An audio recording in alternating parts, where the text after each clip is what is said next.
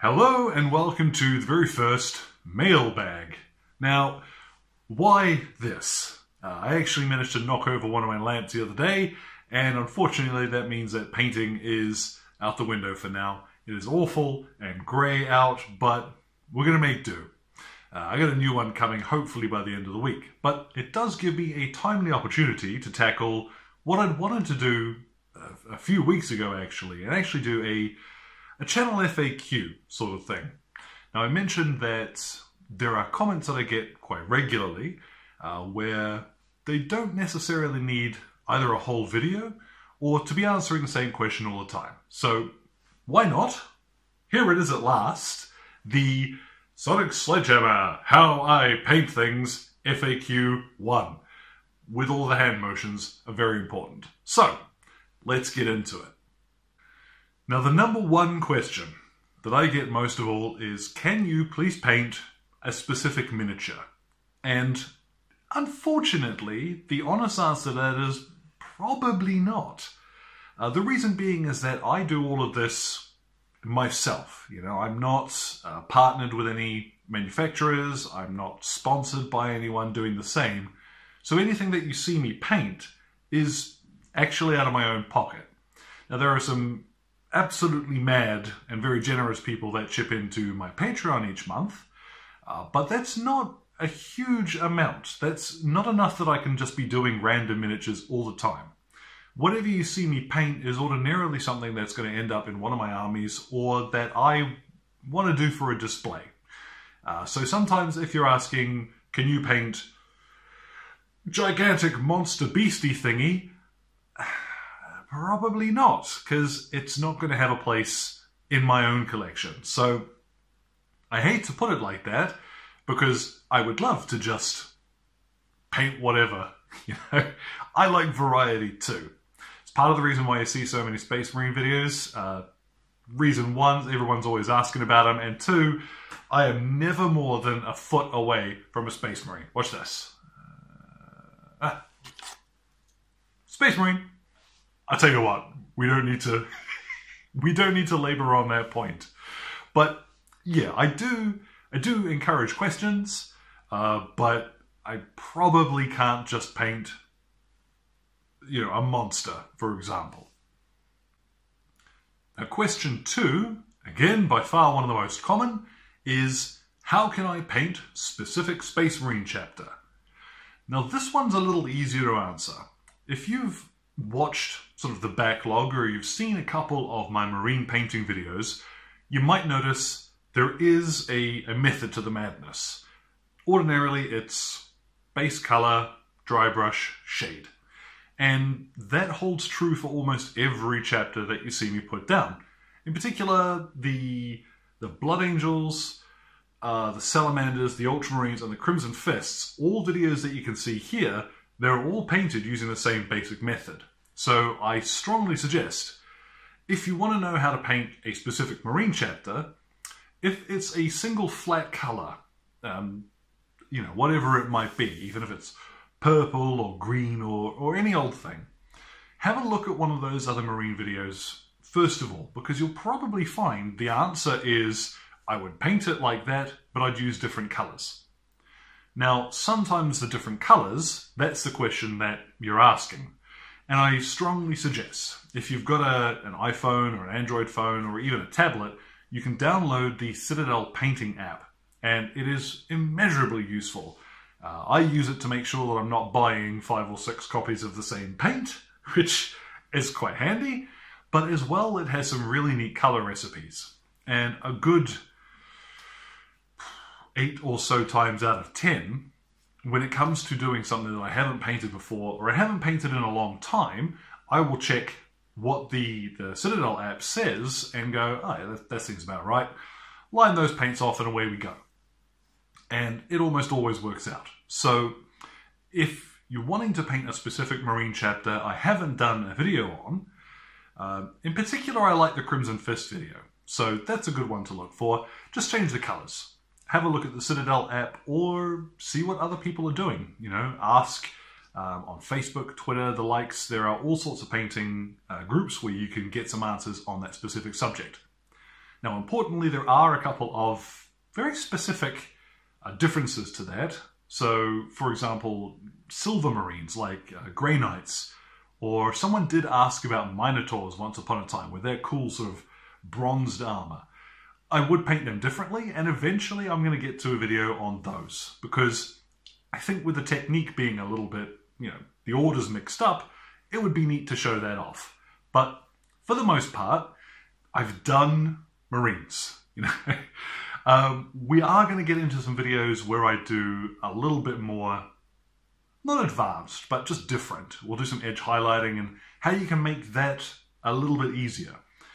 It's quite daunting when you're getting started to paint a straight line, and I'm not joking there either.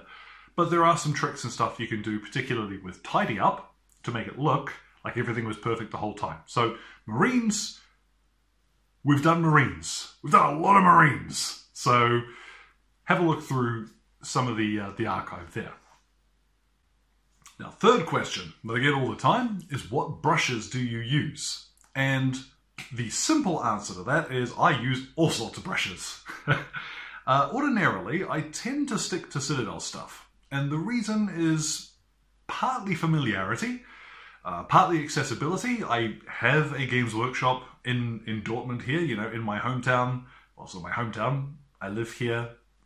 Anyway, if you happen to have a Games Workshop where you live, or a friendly local gaming store that stocks their product, it's easy to get your hands on them. Now, I know there is always discussion about whether or not a certain product is worth the price that you're paying for it. That is a discussion that can go on someplace else. I buy Citadel brushes because they work for me and I can get them really easily. There are other alternatives. One that I don't use, but I have heard very highly recommended from a lot of places, are Winsor Newton Series 7. Now, I don't know where to find them. I would need to order them online. So that's kind of a tick against. But they do come highly recommended. Citadel is my go-to. I also use Army Painter brushes for a few things. I really like their base coat brush, I think they've got it listed as. Good little brush that, keeps a nice point. But I also use a lot of really cheap, awful brushes, which I pick up from the stationery aisle in my local supermarket. And what I use those for is stuff where I'm going to just regularly destroy a brush. You guys have seen the state of my dry brushes, so it's nice to have a brush that I don't care about, that I can just absolutely demolish and then replace it for, my cheap brushes cost me €1.45, so $2 for a brush every 2 or 3 months that does the job, and I don't have to worry about throwing out.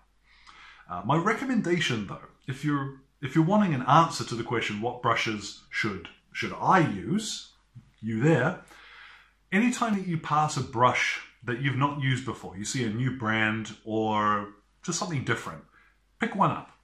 Go ahead and grab yourself a medium-sized brush, get yourself a basic brush from that set, pick it up, take it home and have a paint with it. Because it's through this method that I found a couple of, producers that I quite like. They fill little gaps here and there. Those cheap brushes, for example, Army Painter's brushes I took a shot with, and I quite like that. So don't be afraid to experiment. Buying just random hobby stuff all the time can get quite expensive, but you may find through that you've got a couple of new favorites out there. So give it a shot.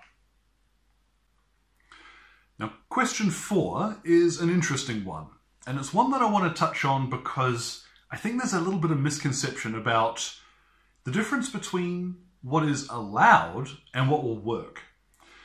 Somebody asked, and I don't mean to pick on this person, this is actually highlighting an interesting question that came up a few times over the last few years, where they asked, am I allowed to use a certain paint? And it was a poster paint, from a craft store. And the answer is yes. You can paint using whatever you want, but what you're going to get is not a result that is going to be as long lasting, or the paint you're using is not designed for painting miniatures. If that's the question you want to ask, can I use this cheap thing I picked up and I just happen to have? Yes, but probably don't.